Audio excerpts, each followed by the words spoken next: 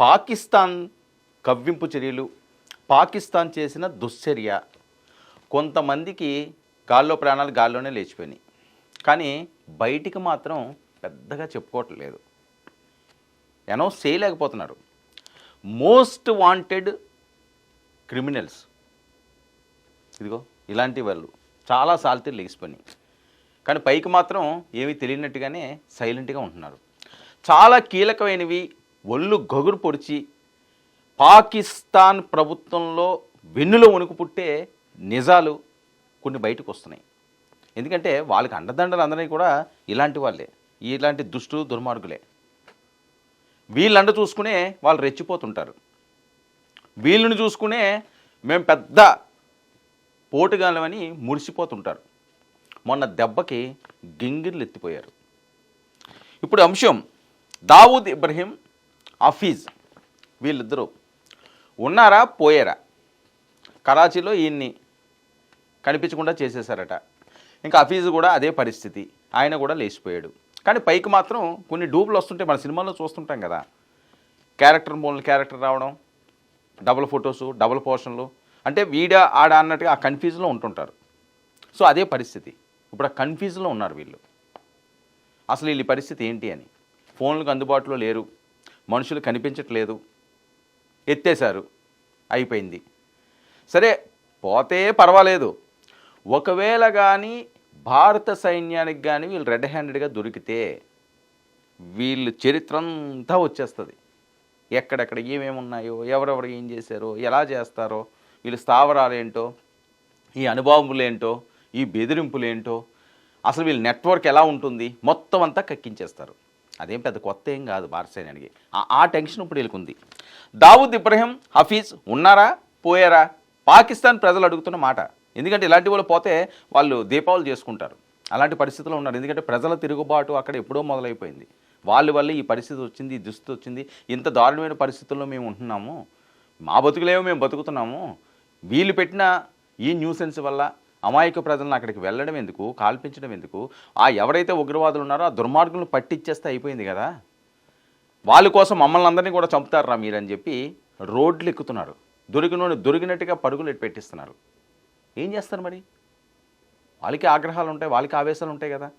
ప్రతి ఒక్కరికి ప్రాణ భేదంటూ ఉంటుంది. దాన్ని మరిచిపోయి మేమే చంపుతాము, మేమే ఎగేసుకుంటూ వస్తాము, ఇష్టం వచ్చినట్లుగా కాల్పులు జరుపుతామంటే ఊరుకుంటారా? క్షిపణులతోటి చీల్చి చెండాడేస్తారు. అదే జరిగింది ఇప్పుడు. ఇక ఒకవేళ పోతే ప్రశాంతంగా వెళ్ళిపోవచ్చు, లేదంటే మూడినట్లే. ఎందుకు మూడినట్లు అన్నది కూడా నేను వివరంగా చెప్తాను. ప్రస్తుత టార్గెట్, భారత టార్గెట్ వీళ్ళే.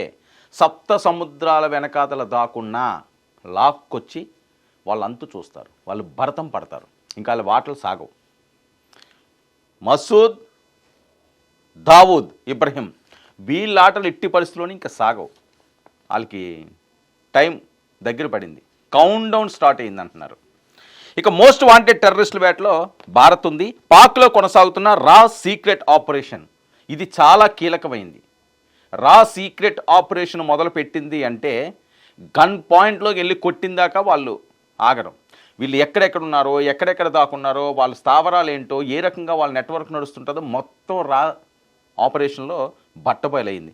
దానికి సంబంధించిన కీలకమైన వీడియో ఫుటేజ్లు, ఇమేజ్లు కూడా వచ్చినాయి. సో ఇంక తప్పించుకునే పరిస్థితే లేదు. కానీ ఇప్పటికే పోయారని అనుమానాలు వస్తున్నాయి. ఒకవేళ ఉంటే ఇంకా జల్లెడ పడుతున్నా రా గూఢచారులు ఎక్కడున్నా సరే పూర్తి స్థాయిలో జల్లెడ పడుతున్నారు. దానికి సంబంధించిన ఇన్ఫర్మేషన్ కూడా వచ్చేసింది. మొసాద్తో కలిసి సీక్రెట్ ఆపరేషన్, మొసాద్తో కలిసి సీక్రెట్ ఆపరేషన్ చేస్తున్నారంటే ఇంక దానికి తిరిగే లేదు. అది పాకిస్తాన్కి బాగా తెలుసు. ఇక పాకిస్తాన్లోని బంకర్లో దాక్కున్న టాప్ 10 మోస్ట్ వాంటెడ్ టెర్రరిస్టుల కోసం పొగ పెడుతున్న రా మొసాద్. టాప్లో ఉన్న వీళ్ళని టాప్ అనుకోవడం ఎందుకులేండి, టాప్ అనుకుంటే వాళ్ళేదో వీర్లు సూర్లు అనుకుంటారు. ఒక చెత్త, పనికి మాలిన, బుద్ధి లేని, నరరూప రాక్షసుల రూపంలో ఉండే మనిషి జాతికి చెందిన వాళ్ళు 10 మంది. ఇలా అంటే వాళ్ళు కరెక్ట్గా సూట్ అవుతుంది. ఆ 10 మందిని పొగ పెడుతున్నారు.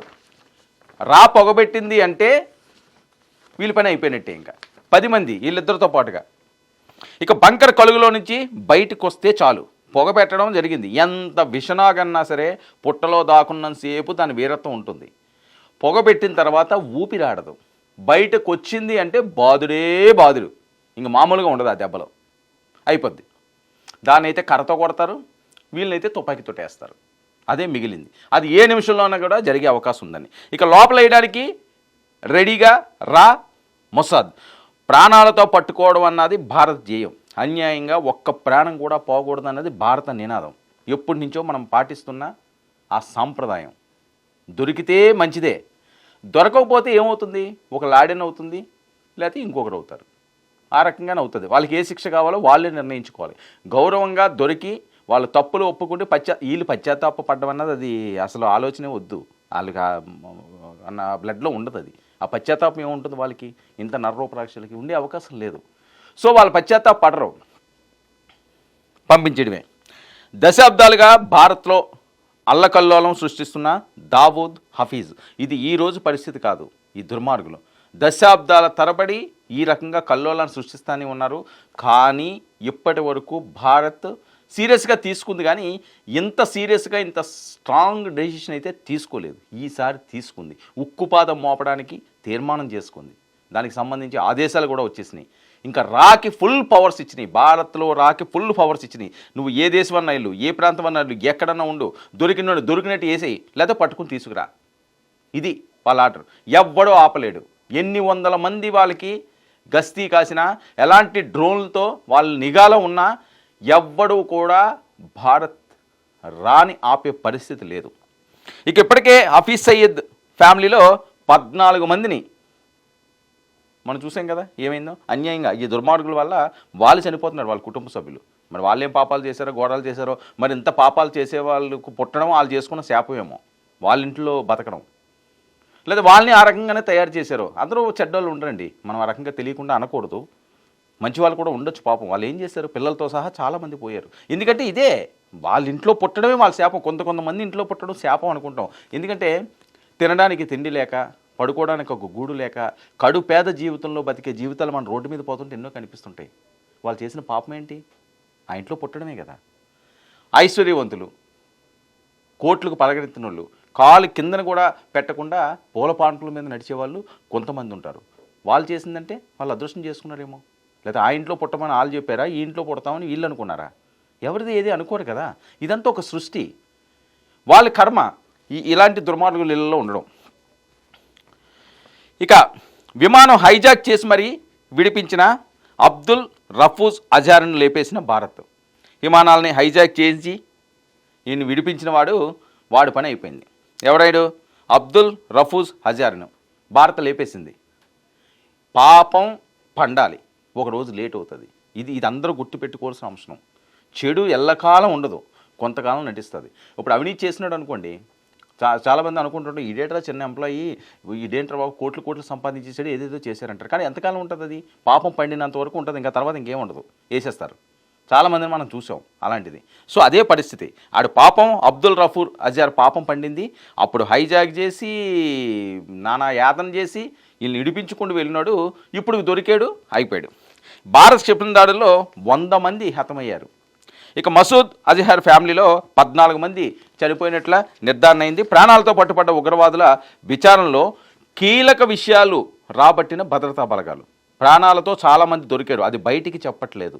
చాలా కీలకమైన ఇన్ఫర్మేషన్ అంతా వాళ్ళు ఇచ్చారు. లేకపోతే దావూదు మసూద్ అంత ఈజీగా దొరకరు. రా ఏదైతే ఆపరేషన్ ఉన్నదో ఆ ఆపరేషన్లో వీళ్ళు చిట్టా మొత్తం అంతా గతంలో ఎప్పుడూ లేని విధంగా పక్కా ఇన్ఫర్మేషన్తో వచ్చేసిందని. సో వాళ్ళు ఇచ్చిన ఇన్ఫర్మేషన్ ఇది. ఇక దావూద్ హఫీజ్ కదలికల గురించి పక్కా సమాచారం రాబట్టిన బలగాలు. దావూద్ ఎక్కడికి వెళ్తున్నాడు, ఎక్కడ తిష్ట వేశాడు, ఏ రకంగా ఆడ కదలికలు ఉన్నాయన్నది ఆల్రెడీ ఒకటి పంపించి అక్కడ ఉంచారు. అది మొత్తం రికార్డు చేస్తున్నది. అది ఏ టైంలో ఉన్నా సరే ఓ మెసేజ్ ఇస్తుంది. మెసేజ్ ఇస్తే ఇంకా అక్కడ ఏముంటుంది, మటాష్, ఇంక వేరేది ఏమి ఉండదు కదా. ఇక బాలీవుడ్తో దావూద్కు లింకులు మనం చూసాం. బాలీవుడ్నంతా కూడా శాసించేవారు. దావూద్ పేరు చెబితేనే అతని మీద సినిమాలు కూడా తీసేవారు. అదేదో పెద్ద పోటుగాడు హీరో అన్నట్లు. కానీ ఇంకా ఇప్పటికీ అనుచరులతో కార్యకలాపాలు చేస్తున్నాడు. దావూద్ కనుసన్నల్లోనే ఇప్పటికీ బాలీవుడ్ స్టార్స్ ఉన్నారు. సీనియర్ హీరోయిన్ల ద్వారా కంట్రోల్ చేస్తున్నాడు కూడా. ఇంకా అతను తనదైన ఆ స్టైల్ మార్చుకోలేదు. వయసు మీద పడుతున్నా, పోయే కాలం దగ్గరికి వస్తున్నా చేంజ్ కనిపించట్లేదు. ఈసారి కనిపిస్తుంది.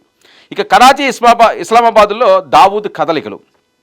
కరాచీ ఇస్లామాబాద్లో దావూద్ ఉన్నట్లుగా ఆ రెండు ప్రాంతాలను అతను బేస్ చేసుకున్నట్లుగా తెలుస్తుంది. ఇక క్రికెట్ మ్యాచ్లు అంటే దావూద్కి చాలా ఇష్టం. ముంబై పేలులకు ముందు హీరోయిన్ మందాకినితో క్లోజ్ రిలేషన్లో ఉన్న దావూద్ ఇబ్రహీం. ఇంకా బాలీవుడ్కు డ్రగ్స్ సప్లై ముఠాతో దావూద్ ఇబ్రహీం లింకులు. ఎవరైనా ట్రాప్ చేయడంలో దావూద్ స్టైలే వేరు. ఎవరినైనా అంటే వాళ్ళ ఆలోచన అంతా అదే కదా. ఇంకా స్టైలే వేరంటే ప్రతిరోజు కూడా ఇలాంటి ఆలోచనలతో ఉన్న వాళ్ళు ఏదన్నా చేస్తారు. పాక్ ఆర్మీ రక్షణలో దావూద్ డెన్, ఇది చాలా కీలకం.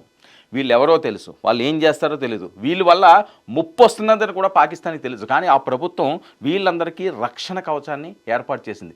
ఏమి రక్షణ కవచం? మన మసూద్ ఫ్యామిలీది ఏమైంది? అదే రక్షణ కవచమే. ఎవరికి తెలియదు అనుకున్నారు, 14 మంది పోయారు. రక్షణ కవచం ఏంటి? మిసైల్ రక్షణ కవచం ఏం చేస్తుంది?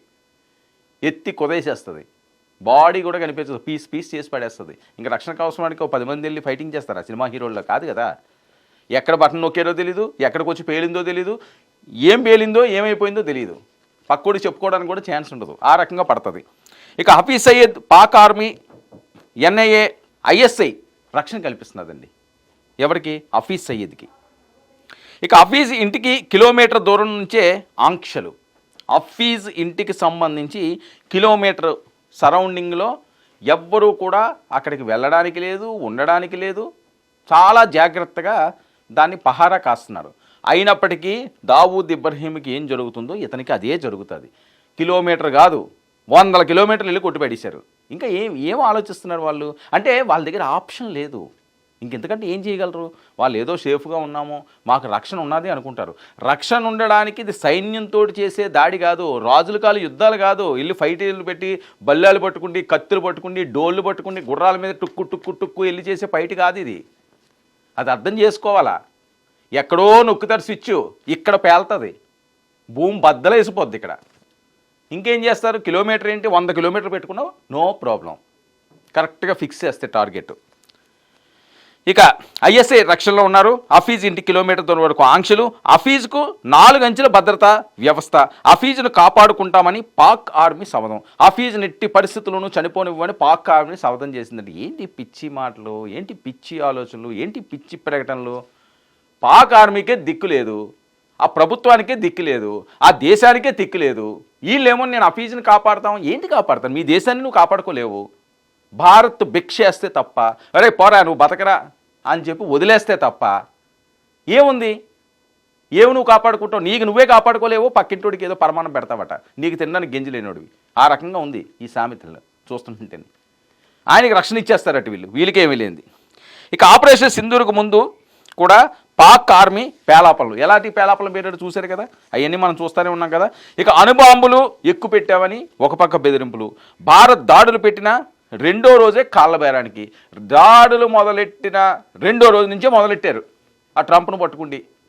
బాబ్బా వాళ్ళు మమ్మల్ని వేసేస్తున్నారు, ఇప్పటికే చాలామందిని లేపేశారు, మా వల్ల కాదు, అది ఏం జరుగుతున్నదో తెలిసి లోపలే అన్నీ అయిపోతున్నాయి, దయచేసి ఆపరా బాబు అని చెప్పి కాళ్ళు ఎల్ల పట్టుకుండి, నీకు ఏది కావాల్సి అది మేము చేస్తాం అని చెబితే ఆ ట్రంప్ ఏదో ఆయన ఏదో చెప్పాడు కాబట్టి సరిలే ఎందుకులే అనవసరంగా ప్రజల ప్రాణాలు పోతున్నాయి అని చెప్పి సానుభూతితో క్షమాభిక్ష పెట్టారు. దానివల్ల బతుకుతున్నారు మీరు, అది తెలుసుకోవాలి. ఇక 2వ రోజులకే పెట్రోల్ బంకులు ఖాళీ, ఆర్థిక వ్యవస్థ కుప్పకూలే పరిస్థితి. కిరాణా హిల్స్పై దాడితో బెంబేలు. అణుబాంబులు నిర్వీర్యం కావడంతో అమెరికా శరణ్ వచ్చి అటు నుంచి ఒత్తిడి.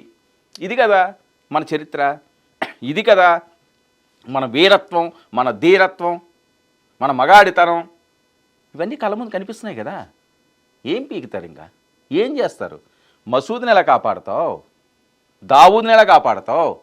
నీకేమీ లేదు, నీకే దిక్కు మొక్కు లేకుండా గాలిపటంలో కొట్టుకుంటున్నావు. ఏ హాస్పిటల్లో ఉన్నావో తెలియదు, ఏం ట్రీట్మెంట్లు తీసుకుంటున్నాడో తెలియదు. ఆ ప్రధాని ఆయన కూడా ఉన్నాడు, పోటుగాడు మునీరు.